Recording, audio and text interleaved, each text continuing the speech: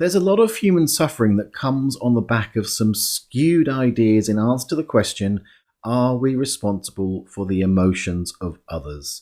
If we are responsible, then that's a lot of weight to bear. How then do we care for ourselves? And if we believe we're not responsible, then does that mean we shouldn't care about what other people feel? And isn't that cold and heartless? Well, entangling the idea of caring and taking responsibility for other people's feelings is where most of this confusion lies. So today we're going to explore the topic of responsibility for emotions and look at where care comes into the picture. Now, I've made this episode in the hope that it helps you understand the source of your feelings, the source of their feelings, and show you how you can care deeply without taking on the burden of responsibilities that are not yours. And on the back of that, I'm also going to share some tips on how to have empowering communication that demonstrates care and promotes deeper connection, deeper understanding and togetherness without taking on inappropriate responsibilities. Sound good? Well, it's a jam-packed episode, so let's get into it. Hit it, Kim. Welcome to the Be a Brilliant Human podcast. You're in the right place if you're a growth-seeking being who acknowledges the challenges and delights of your humanity on the path to an ever more conscious life.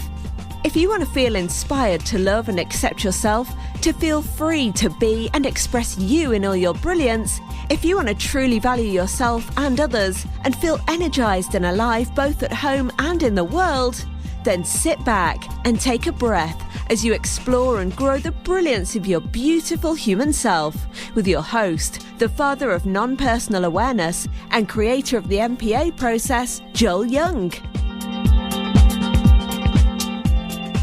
Hello, and welcome to the Be a Brilliant Human podcast with me, Joel Young. I am delighted that you're here. If you're brand new, welcome to the family of brilliant humans that are the people that listen to this podcast. So delighted that you found us. Check this one out. If you like it, hit that subscribe button. Make sure you get notified when all the episodes come out. And if you're back for more, you know that I love that I get the privilege of being in your ears in some form for about half an hour every single week. How fantastic is that? Now, we are at episode number 93 today.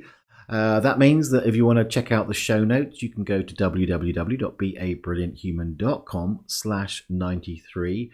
And if you're brand new, that means there's 92 previous episodes. Just pick a number. Go on, pick a number. Pick the number 16, 18, 45. I don't know what those episodes are. Of course, you can just go to the beabrillianthuman.com website and browse what's available. Or if you're on one of those wonderful podcast platforms, we're on Apple, Spotify, Google, Overcast, all those ones. You can search through the previous episodes and catch up with a binge. Well, as we're on episode 93, that means we are 6 episodes away from our 100th episode. And if you've been listening the last couple of weeks, I've been asking you to get in touch. Let me know. If you've been listening for a while or if you've been binge watching lately, like some people have, then let me know what's been your favorite episode, what's touched you in the episodes. You can reach out and let me know. I'd love to feature some of you on the 100th celebration episode and find out what it is about what we've done so far on this podcast that's really worked for you. You can do that in a number of ways. You can just email me. You can just go to joel@nonpersonalawareness.com. Send me an email. You can go to the website, use the leave a message button, leave me an audio message so you can actually be featured on the show with your glowing reports. Or you can get in touch via social media. On social media, you'll mostly find me at Joel Young MPA. That's like Instagram, Twitter, those kind of things. On Facebook, you can go to MPA Rocks. That's not November Papa Alpha. And there's always a post for each week's podcast, so you can comment on there or direct message me. You know how to do it. Just get in touch. Those are the ways. So yeah, I would love to hear from you, and to hear what are some of the favorite episodes that you've listened to so far. Alrighty, so today I'm excited about today's podcast. as a lot of my podcasts do, they come out of conversations with clients or with customers, issues that are coming up. And this comes out of a conversation that I had with one particular client who was feeling the burden of and the limitation of feeling responsible for other people's emotions. So we're going to dive into that today. And from what I've got, my notes I've got in front of me, I could gab on. So it's going to be a biggie. Anyway, let's get right into it. I think we're going to start with, the positive and negatives of the different ideas about being responsible for people's emotions and not being responsible. Let's get to it. All right. So it's quite interesting to me that in this area, I've noticed that there's a fairly polarized response to this kind of questions about who's responsible for feelings. So for a lot of people, even if they have a sort of a sense of responsibility for other people's emotions, in a way, what you're saying there is if someone else feels bad, it's my fault. MPA, if you've listened to this show at all before, you know that, I talk a lot about MPA standing for non-personal awareness, a simple spoken word process that allows you to stop taking things personally. And by the way, you can download that for free. Just go to one of the websites, or joelyoungmpa.com will get you there. You can download the process for free. But the point here is saying something's your fault is totally taking things personally, right? So, if you feel like you are responsible for other people's emotions, one of the things I see under those circumstances is it can really limit our true expression. Because what we do is we say, well, I can't express that because someone else will feel hurt. And there's a couple of things, or a couple of issues really, that come up when you go with that kind of approach. First thing that you often don't think about is that in a way you're disempowering them.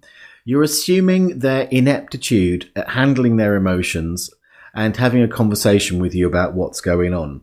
You're just taking them out of the loop. It's a bit kind of arrogant just to sort of be confrontative about it, to go with that approach.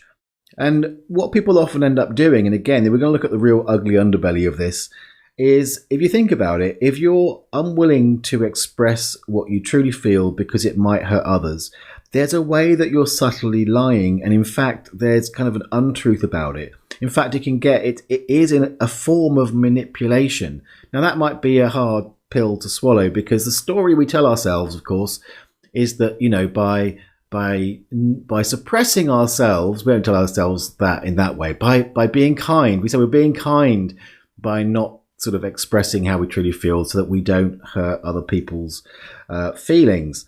But you're not sharing you're not sharing who you really are. So the person that you're being so, in quotes, kind to doesn't actually get to know who you really are and what you want. And on the internal side, generally it starts to build resentment, because whenever we feel we disallow ourselves from expressing ourselves, that tends to bring up, we get resentful about it, because our human nature is to be fully ourselves. But, there are secondary gains. One of the reasons that we do that is because it can avoid the conflict. It actually avoids really owning how you feel. So it's kind of dodgy territory. But generally, it ends up feeling like, it can be a big burden. If you're responsible for one person's feelings, then, oh my God, you are responsible for everybody's feelings in the world, right? It's a lot of weight to bear. So what do? Well, then we hear stories. If you've been around spirituality, personal development for any length of time, you've probably heard the idea, we create our own reality. Now, what you'll find out is I'm going to kind of agree with that. I'm certainly going to agree that the source of our feelings is within each individual. But that there is a problem with this. If it's in reaction to sort of taking responsibility for other people's emotions and feelings, then it can come out expressed as other people's feelings are not my problem. Basically, well, you're having a bad feeling, you create your own reality, basically F you. Sucks to be you. And it comes out really cold. It kind of removes any sense of humanity. It can close down the ability to empathize. Now, I'm not saying this is always the case, and we're definitely going to talk about how you can be aware of the source of feelings and still empathize and still be connected. But if you take that wholesale, that's it, you're completely, whatever anybody else feels, you have no part to play in influencing that, because fundamentally we all create our own reality. That gets very disconnected. And I do find a lot of people come to me with confusion around that because they're trying to follow this spiritual truth, but end up with horrible human interactions. And really what you're doing, if you go to that degree with it, I'm talking about the polarized part here, you're really expecting everyone, probably but you, to be enlightened. We should all be enlightened mastered. If everybody was a completely enlightened master, then whoop-de-doo, we could all just go, yeah, well, that's just your shit, right? But this show is about being a brilliant human, not being an enlightened master. Those moments of enlightened masteredness will come and go, my friend. Enjoy when they do. But for the most part, we're all wonderfully and deliciously human. So let's talk a little bit about the source of those emotions, and then we'll start putting that into context with our humanity.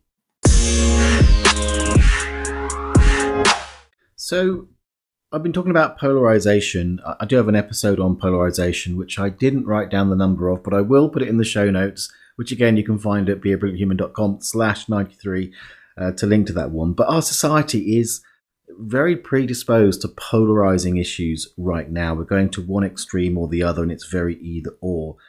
But the thing I want to convey to you today really is it's about finding what's true in the essence or the spirit of both sides of those stories, whether we're responsible, what we're responsible for, and not ultimately being responsible for people's feelings.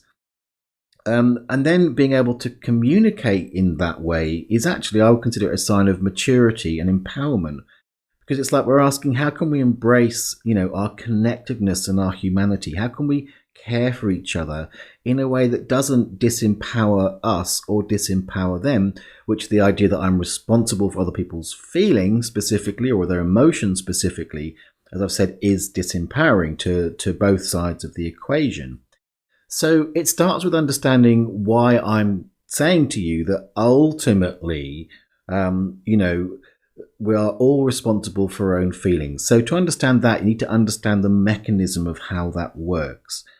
So, where do the feelings come from? Well, I'm going to map it out for you. It's a sort of a simple 3-step process of how we get to a feeling. So it starts with a happening. So I use the term a happening because it's so neutral and general. Something happens, right? We perceive something, we see something.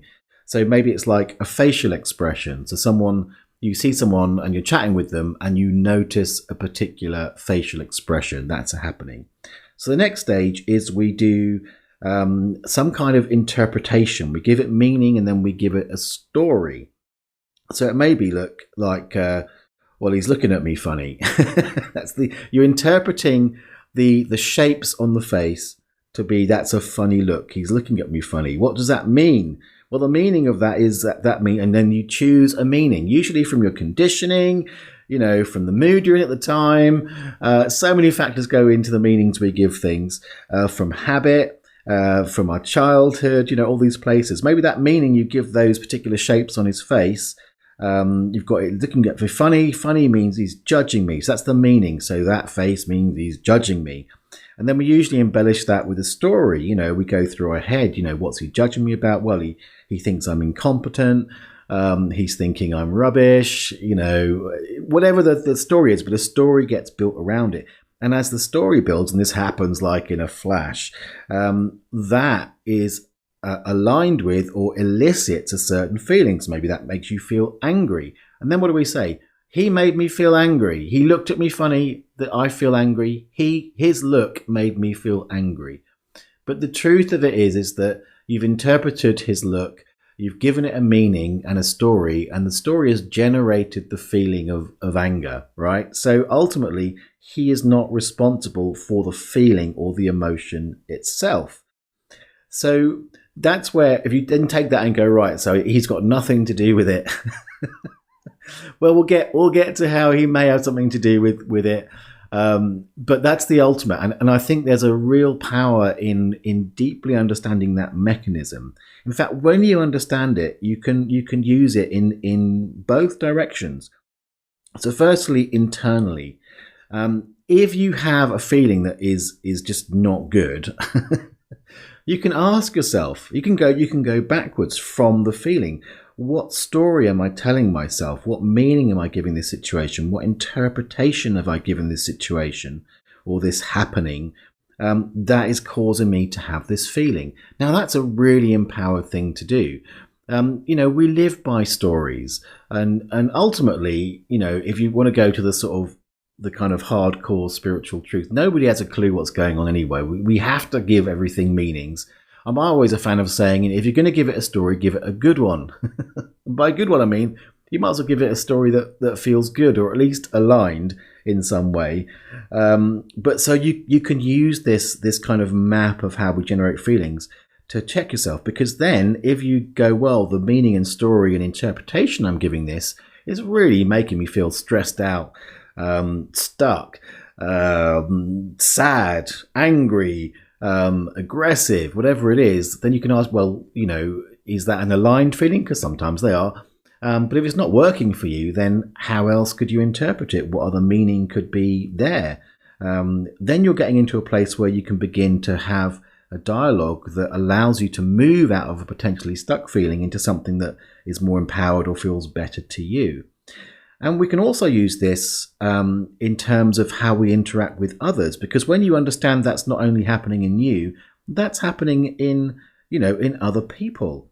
So you can, if someone brings a feeling to you, then you can ask yourself, and the feelings may be challenging. Maybe they're you've given the look, right? You're the one who's given the apparently funny look. And suddenly they're giving you some anger. Well, you can be like, well, F you, fuck off if you're angry at me, I didn't do anything wrong. And then you're into the whole conflict, and that's not going to go to a good place, right? But if you go, so there's me just doing my face thing. They've clearly they've interpreted it or given it some meaning, or telling themselves a story about it that, that's caused them to feel angry. Now you're already in a completely different place of understanding. You're much more available to genuine empathy, but you're not taking responsibility for their feelings. However, you're not at the same time going to the other end where you're going, well, sucks to be you. It's your story. Again, F off. If you're more investigatory, then that's where I believe that care comes into the equation. You can care about someone who's feeling angry. You wouldn't necessarily want them to feel angry. So if you get into a place of exploration with them, what's their story? What are they telling themselves?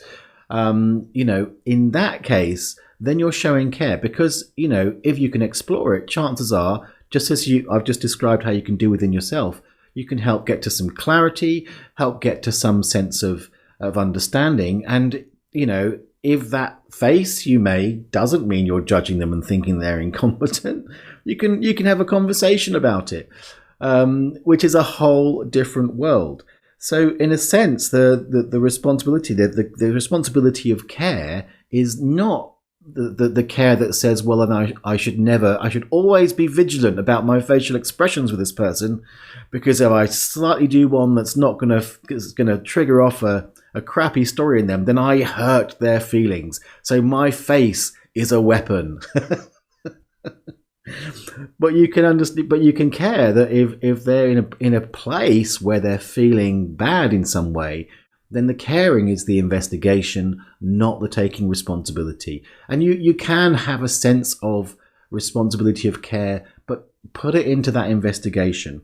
So we're going to go into now, I'm going to talk a bit about how that might look, that conversation. What do you do in those different situations? to give you an idea of how that would look. So I've just laid out the basics of this sort of communication, which is to be more investigatory. If someone presents, say, an angry feeling, you can start investigating what are the stories that they're telling themselves. Now, there's another piece, and I want to take this to the next level, because in the relational world, the idea that we are completely independent sources of our emotion is, while ultimately true, there's a human level that I want to get into here, because I think it's important to acknowledge that at times there can be contributions to the stories that people tell themselves, all right? It's a whole different thing. You're not ultimately taking responsibility for their emotions, but we can take responsibility and own our contributions. That's a very, very different thing. So here's how that looks. So let's say that you're doing that investigation thing. They're angry and you listen to their story, their meaning, their interpretation. Now, here's, if you want to be really sort of super, what's the word I'm looking for? Conscious, I guess, and self-responsible, empowered, honest, true, authentic, then you might want to ask yourself, are they right? So they've interpreted that you've got a face, which is a funny face, which means you're judging them, and you think they're incompetent. Well, were you? Because we can go, well, that's just your story. But their story might be right. And in the humanity of it, it's worth checking. Because if they're right and you were being snide or maybe passive aggressive, or you were thinking that, then admit it. Do you know what? It's not. It's like we often do like these unconscious things. And if you're busted by somebody, we tend to defend it. And then, it goes horrible.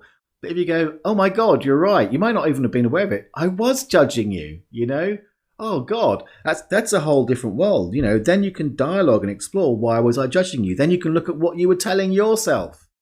And then you're in a conversation now. This is a whole different world, people. I'm on my soapbox, aren't I? I can tell. I'm ranting today. So through the exploration, you know, it may be that it's, you can apologize. Yeah, I was judging you. I'm really sorry. I didn't mean to. It was an unconscious thing, you know, but you can genuinely apologize. Now, this is not taking responsibility for their emotions. You understand the difference?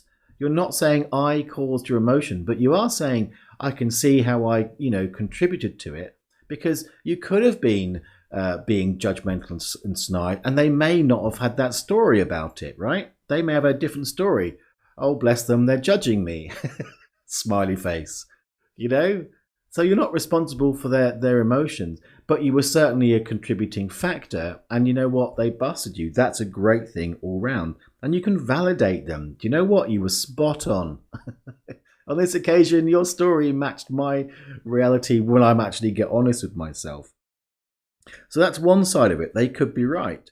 But what happens if they say, well, you're judging me, and you genuinely check in, and that's not the case at all. That wasn't, you were literally just trying to pull something out of your teeth with your tongue. That was what was going on. Well, that's a different thing. Again, you could get defensive. You could tell them they're full of crap. They would go, they need to go and sort out their story. Do it in that way. But no, what if you go from that place of investigation and understanding? So, a great question to ask yourself is, if I told myself that story that they're telling themselves, would I feel that way? If I was looking at someone, they pulled a face, and I told myself they're judging me and I'm incompetent, would that make me feel angry? Well, it might do. In which case you can say, I totally understand. If I thought I was being judged by somebody, I'd be angry. No wonder you feel angry with me. You thought I was judging you. The thing is, I wasn't judging you, but I can understand if you thought I was, that you're angry with me. I'd be the same with you if the situation was reversed. If I thought you were pulling a face and that meant you were judging me, I'd be angry too. Again, we're in a different world when we do this thing. So you can validate them on their feelings, Again, not taking responsibility for their feelings, but validating it makes sense that it feels that way to them. And then you can offer them your perspective. You know what? I wasn't judging you at all. I was just listening, but I've got this hole in my tooth. I was just pulling it out. It probably looked like a sneer, but that wasn't what was going on inside of me. And you can be kind about it. You can kind of, depending on the circumstances, I know I'm like, I kind of chuckle in, hopefully with kindness, and go, God, oh my God, wow, I can totally see it. I can understand. Because the thing about when you take this approach, again, I'm going to bang this one home. It really is not taking responsibility for their feelings, but you can understand the human interactional piece. You can take responsibility for your contribution, even if that face was nothing to do with judging. It contributed to the current state and circumstances. So by getting involved in it, you can then come to some remedy. And what this means, this approach, it creates dialogue. Dialogue will help things move relationally more than anything else, because it comes from a place of exploration. What you'll find, especially in those situations where you've been busted, you're going to get a deeper honesty. And even with them, you'll get a deeper honesty from them if you take this approach. And deeper honesty brings deeper connection. You're going to get deeper understanding. And all of this brings progress in any relationship. It allows for growth. And it also allows for that maturity.